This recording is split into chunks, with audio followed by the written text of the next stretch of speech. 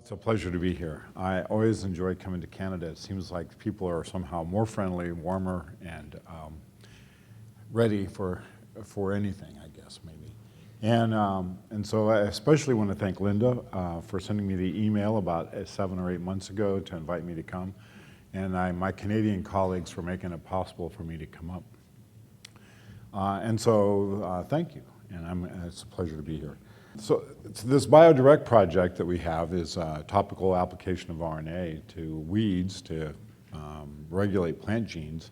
And it's a small part of a larger platform that Monsanto has generated called their Ag Biologicals platform. And and I think that that's kind of a basket of topics that includes weeds. Yep. This is a picture I took last year out my back door, my neighbor's field, covered up with caniza soybeans. This year it was covered up with water hemp. Obviously, his management practices are a little bit lacking, but it gives you a sense of how bad it can be in some of the Midwest areas, and maybe some of you are familiar with that when you've driven around. So the Ag Biologicals platform I'm going to talk about is composed of several groups, and I have a slide here in a minute that's going to talk about that. This is a slide I think all of you guys have seen. This is from Ian Heap's website. What I've done, maybe that's a little bit different, is just plotted a line to the major portion of the curve because I wanted to see where things were going.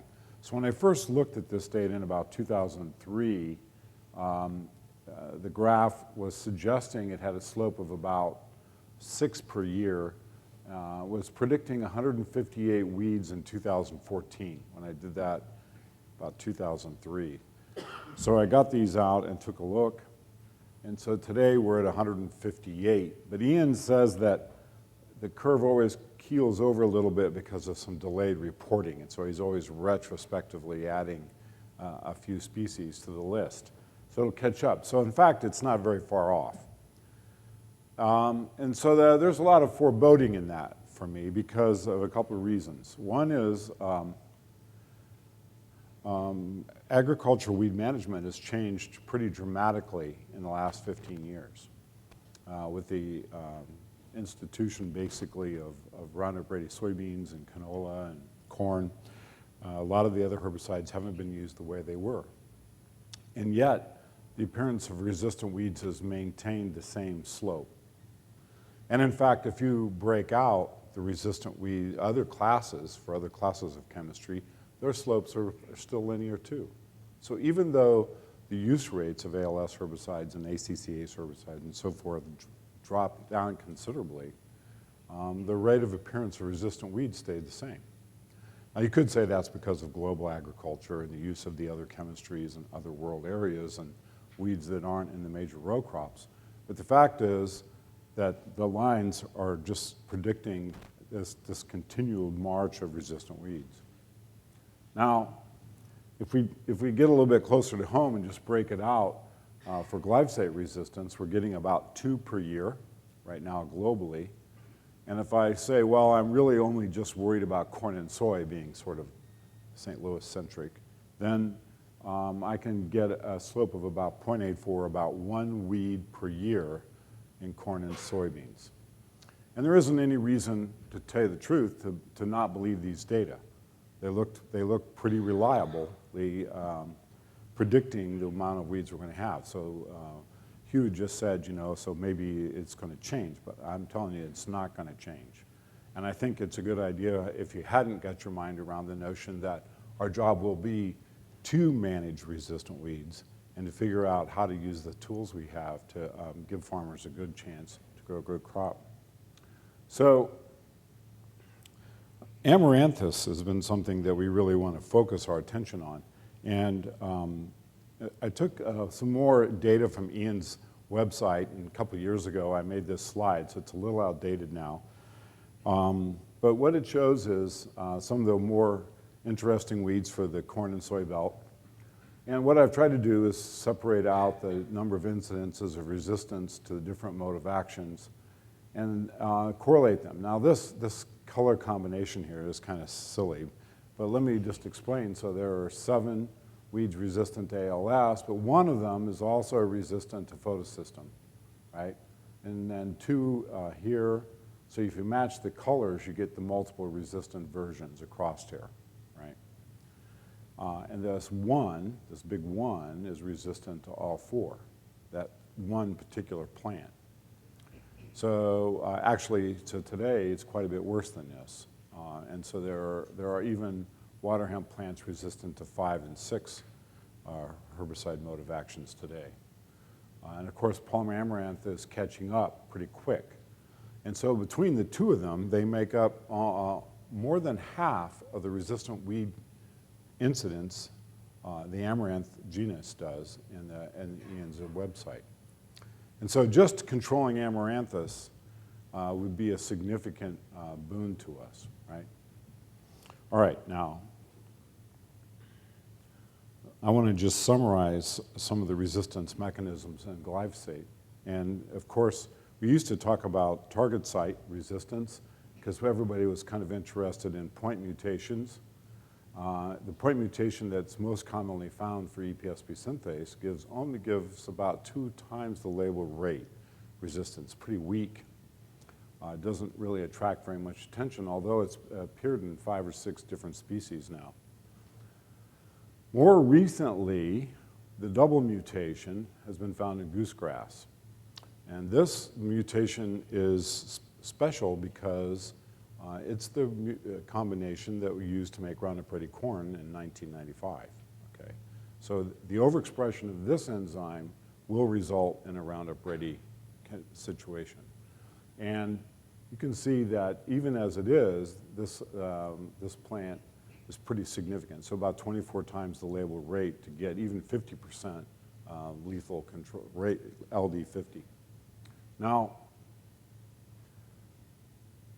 this other one combination here, gene duplication, Bill Venzel called me and said, well, you know, is that target site resistance? And that's an interesting conjecture because now it's starting to appear in a number of species. And my view was that it isn't. But in fact, I've put it here. And I guess the reason is because if it's the target of the herbicide, that's probably enough to get it into target site category.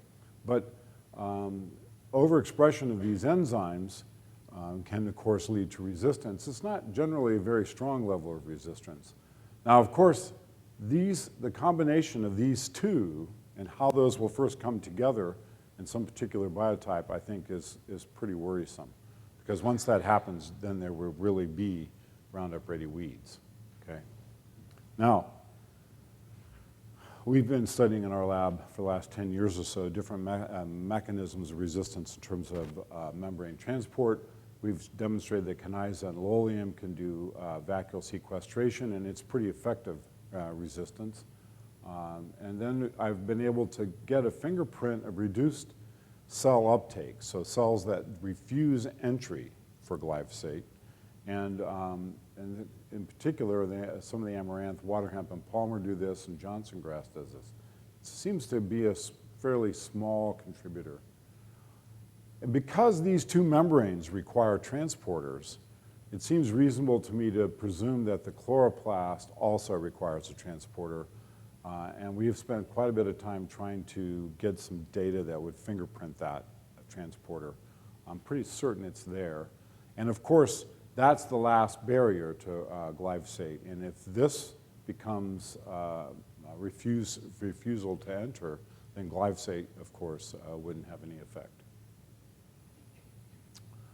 So then there are some other mechanisms. Metabolism for glyphosate hasn't been demonstrated, but of course it has for a number of other mode of actions. And then I have this category, sacrificials, just kind of mimicking herbivory, where, you know, you guys have found that giant ragweed, you know, the leaves get some glyphosate on them, they just dry up and drop off. The glyphosate doesn't go anywhere. And then, of course, we're all aware that if glyphosate just moves really well, it'll just kill those tissues and they'll drop off. And so you lose the glyphosate. So that's just a sort of an amputation or herbivory type mechanism. And then finally, it's clear to me, too, that some species overexpress already a lot of shikimic acid. And so when you give them some glyphosate and you have a little bit more shikimic acid, so what? And ryegrass is one of those species. Some ryegrass plants, without seeing glyphosate, make a ton of shikimic. Okay, so we have, then I want to move right to talking about the BioDirect material things. So we have, it's hard for me to remind myself because I can't see all the things on my slide. But we have these buckets, this microbial bucket. Monsanto's made a significant investment in looking at microbials, principally as seed, seed coatings, I guess. And then the BioDirect is divided into 4 groups. And so we have, I don't know if I can name them from here, but they're weeds, honeybees, disease control, and virus, insect control. Now, I want to review the reason bees. How did Monsanto get into bees? When we discovered that we could do this topical application for RNA, we were looking around and we found a small company in Israel that was already making small RNAs to control varroa mites and bees. And when Monsanto purchased them, because they had a good foundation in the production of small RNAs. And so that's how we kind of got a jump start there in our production effort. And we maintained their project on the control of varroa mites, and they put a significant investment in that. And I think there's lots of good arguments for wanting to make sure honeybees are healthy. If you're not aware, honeybees get this mite right here. It's about the size of your fist on you, right? So it's a pretty big parasite, and it vectors some viruses to the bees, and that's pretty hard on them. Now, what we've been able to do is target a gene in the varroa with small RNA, and we do that by feeding the honeybees a sucrose solution with the RNA in it. And so the nurse bees take the sugar solution to feed to the larvae. The larvae ingest the sugar with the RNA, and it's in its body. And then when the larvae is developing in the cell, the nymph might feed on the larvae, hemolymph, and get the RNA, which then impacts their gene and their system. And so we can get a knockdown of the number of varroa in a hive by feeding the RNA to them. So it's actually quite marvelous that it could go through so many barrier steps and have an impact on them. And it seems to be looking good, and the project's moving forward commercially. Secondly, we've had a significant success with controlling insects, and in this case what I'm showing is a topically applied RNA onto potatoes that's controlling potato beetle. And it does just an amazing job. I think that if there was a weakness, it's only that it doesn't last all season. You know, it's one of those things where it's about a week time for control right now with the formulation that we have. But you can get some very significant potato beetle control. And similarly, I was saying last night to some of the folks, so they've been able to show that topically applied RNA to canola will give significant control of this, striped flea beetle in canola. And so this is a picture here of multi-locations this past summer.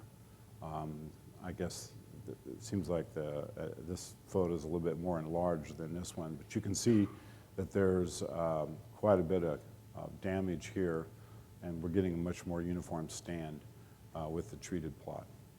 So now insects and mites require an RNA that's quite a bit larger, I guess, as animals than plants do. So these RNAs are greater than 70 base pairs and generally up around 150, 200 base pairs. To go on to weed control and virus, we don't need as big an RNA. We can put on a much smaller one. And so in this case, what I'm showing is an effort in our California team controlling virus in tomatoes. So the treated plants versus the untreated and the control, demonstrating virus control. And so this is kind of interesting. So what this means is the virus or the targeted RNA is taken up into the plant and has to get into the cells of the plant, right? Because otherwise it wouldn't work. So it's not like a potato beetle where it can just hang out and wait to be ingested. Here, it actually has to be in the plant cell so that when the virus comes in and starts its machinery, that the small RNA is there to interfere, all right? So this requires cellular uptake. Now, for weed control, we can use much smaller RNA, even as small as 21 base pairs, and we can do topical application, and for the sake of argument, it's a lot like just a normal herbicide uptake and delivery system. Again, obviously, it has to get into the plant cells. So what I'm showing here is just our untreated resistant Palmer treated with RNA only. This photograph is always deceiving. When I first took this photograph, these plants, I really couldn't see any difference. It's when I took the photo and started looking at it that I could see that maybe there's some small difference. And I can show you that occasionally we can see that. When you apply glyphosate, you don't see much effect at all in these resistant plants, but the combination of RNA and glyphosate is able to kill them. And this is one of the first photos we had. I'm kind of fond of it from one of the beginning of our discovery effort. Now, I often get asked the question, so will RNA be a herbicide by itself? And I will tell you that we have a few cases where that has been the case, but it's pretty tricky. It's much easier to get augmentation of the herbicide. And so what I'm showing here then is on a sensitive plant, RNA only. And so these plants are treated about this size. So this particular plant, S1 and S2, you see are showing significant stunting after a 19-day incubation. And so we continue to see this occasionally. It's interesting that these plants were not affected in this one, and actually I'm studying this right now, trying to understand why this plant is just more sensitive, or is there different copy numbers or something. You can have sensitive plants that have increased copy numbers of VPSPS. So it's not exactly clear why sensitivity levels are different. But in any case, you can see an RNA effect. Now, here's an experiment where we took a set of plants and treated them with RNA, and you can see that they're being stunted and treated with glyphosate 2. And then you can see here a subset of plants that we sampled, and you measure shikimate accumulation. So the buffer control is, I got this mislabeled. The plants that are shikimate accumulating are the ones that were treated with RNA should be the short ones. I'm sorry, I have it backwards again. The RNA silences the EPSPS, and so it makes them sensitive. The resistant plants are not making as much shikimate, and the plants that have been silenced with the RNA are producing more shikimate. And you can see that on a Western, where you take those same plants and treat them, the half-life of EPSPS is about a day and a half.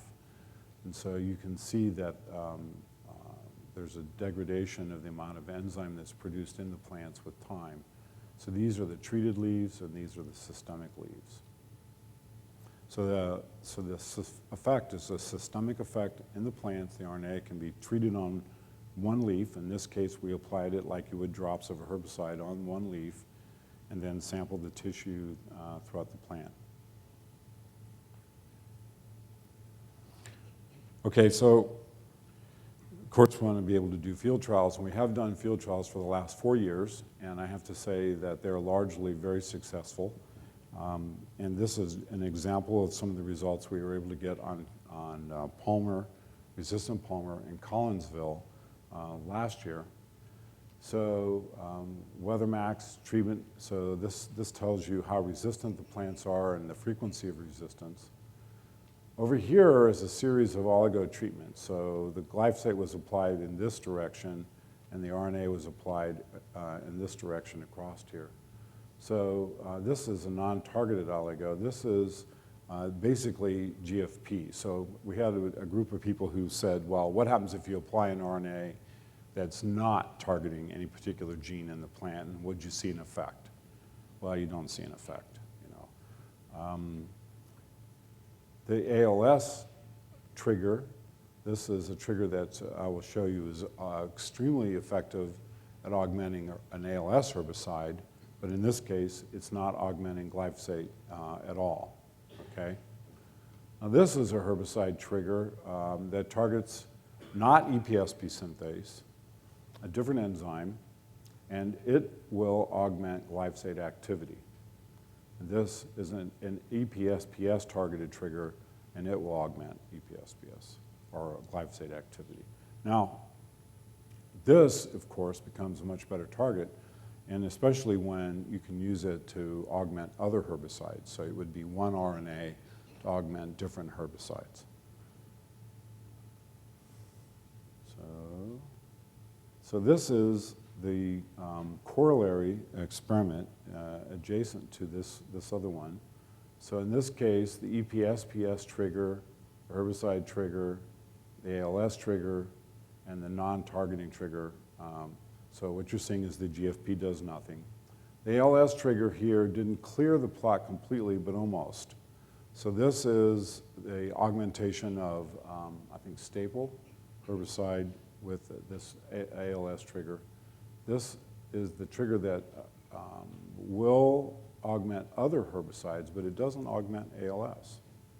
And the EPSPS trigger is not helping the ALS herbicide either. So the reason for doing the study in this way is to satisfy some concerns that the triggers weren't specific, that there would be a non-specific sort of effect, toxicity, and that it would just be a general combination of a trigger plus a herbicide. So we were trying to demonstrate that you have to target the specific system with a specific oligo. Now, another question I get is, well, it obviously is based on the nucleic acid sequence for the individual target genes, and so those must not be very similar, and the fact is they are. And in Amaranthus, I've listed about 7 or 8 species here looking at a segment of the EPSPS gene, and the fact is it has an astounding level of complementarity. So it's just, there are very, very few bases that are different at the DNA level. And it's because of this that we can use the same triggers on palmer and in water hemp, red root pigweed. And so our opportunity to focus on Amaranthus as a genus, I think, is very good. And this is true for the other herbicide target genes in Amaranthus, too.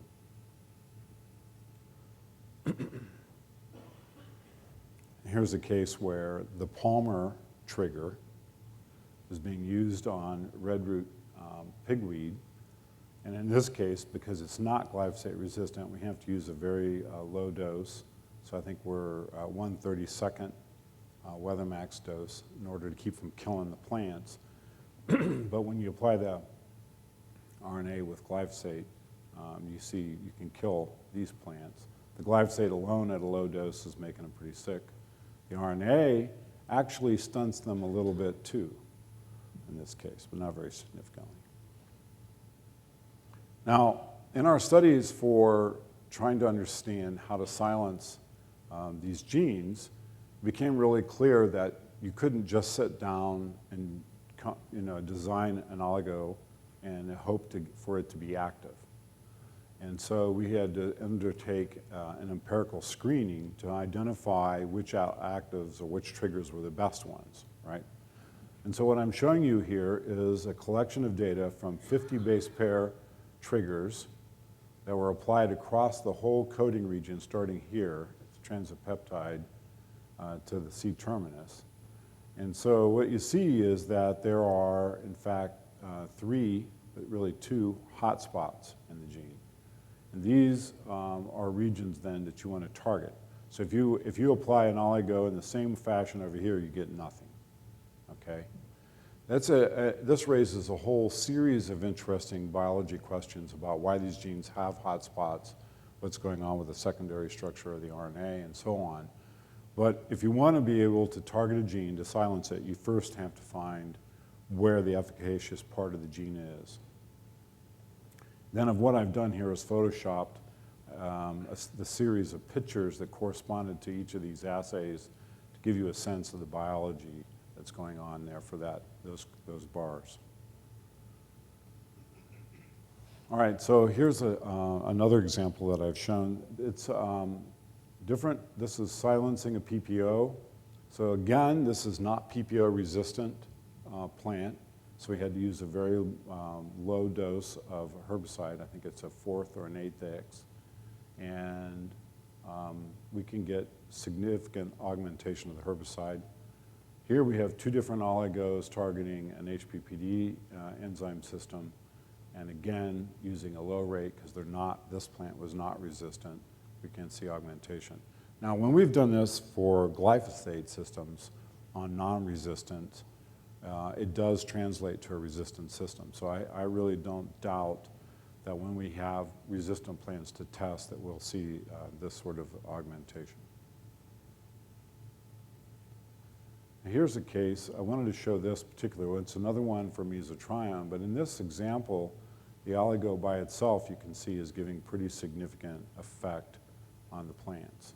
And then you can have the herbicide by itself, and then the 2 together are going to control them. Here's as a herbicide chemist at Monsanto, I'm one among many, many, many plant molecular biologists. And for some reason, plant molecular biologists like this enzyme target PDS. It is a herbicide target. There is a family of residual herbicides that are active here. But you can, in fact, use triggers to show chlorosis and Palmer with this system.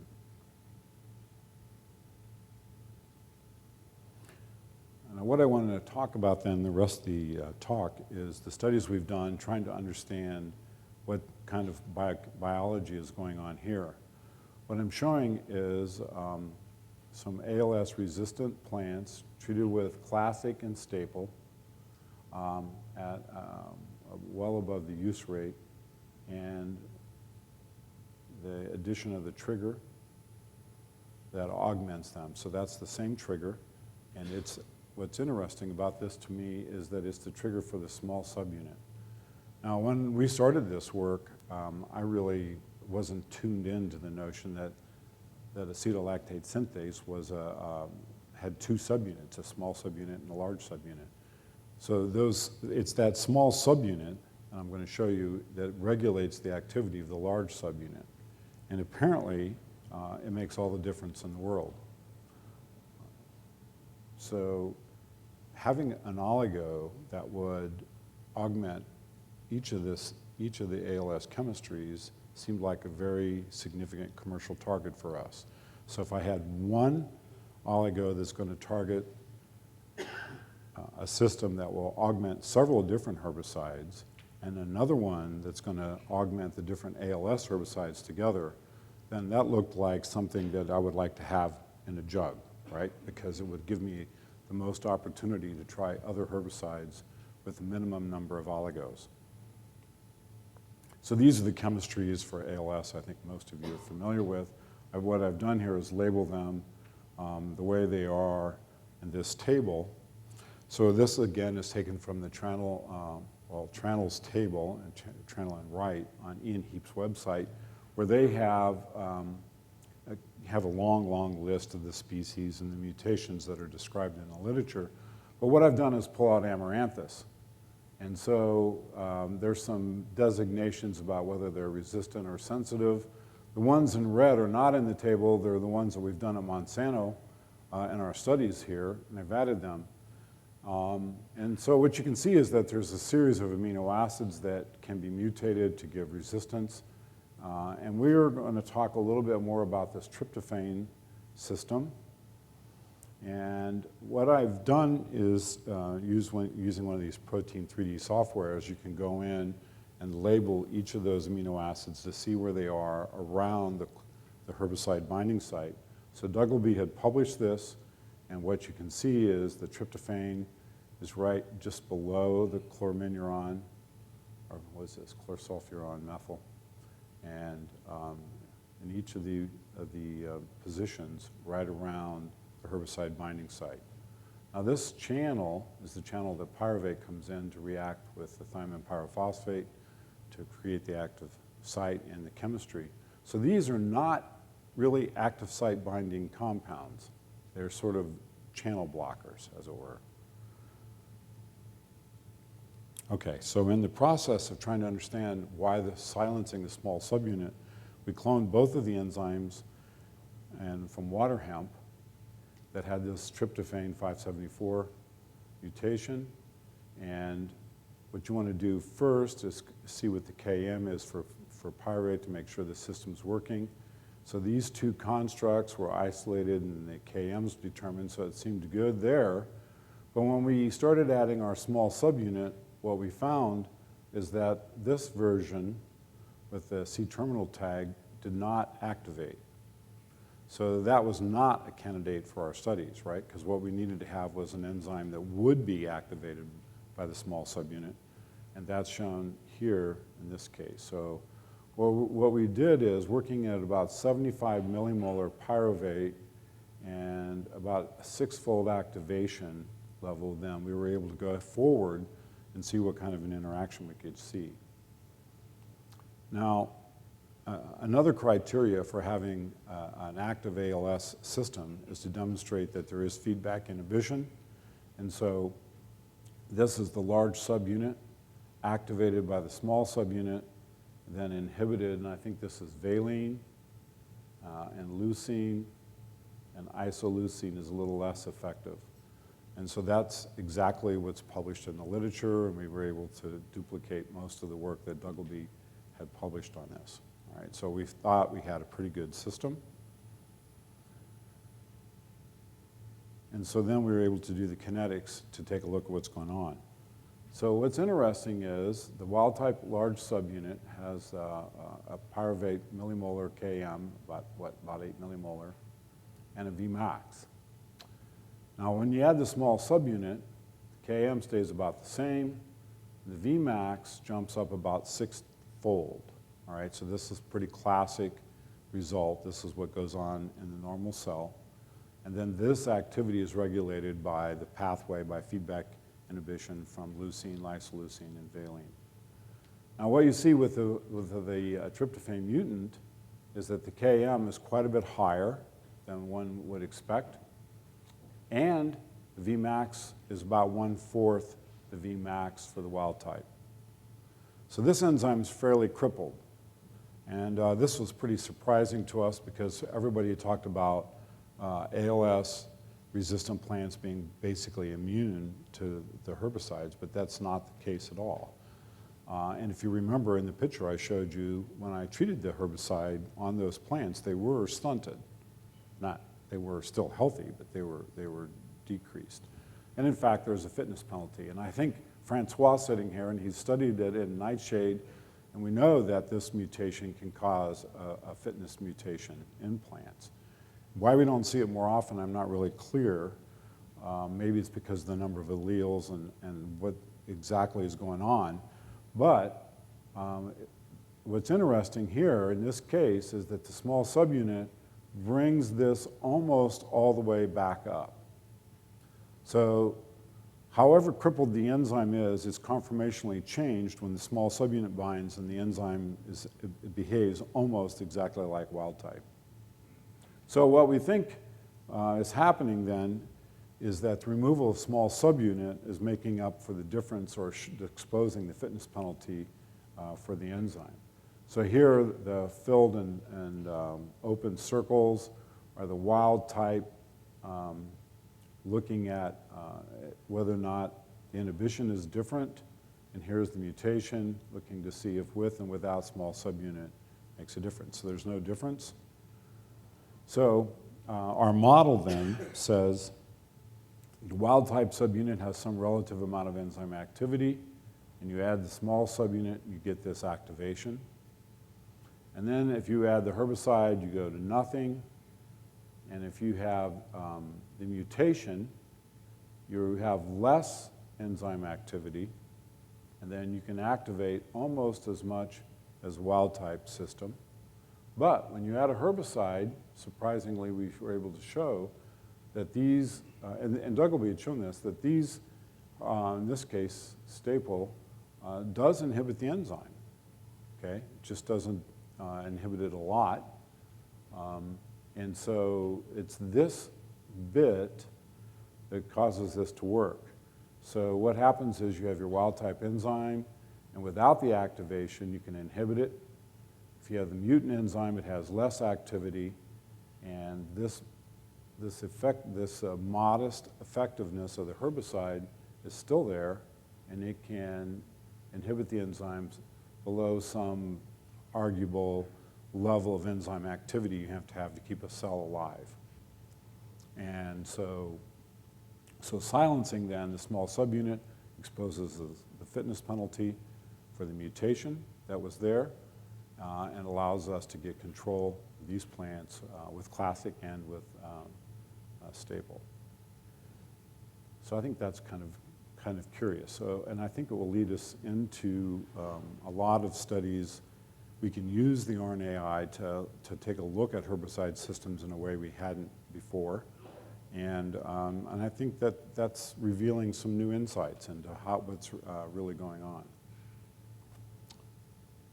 And that's pretty much what I have for you today. So I have summarized some of the key points about our BioDirect work with herbicide resistance, so that we can get topical application to reverse resistance, that it does matter where the triggers are, and that there are conserved regions in the different genes.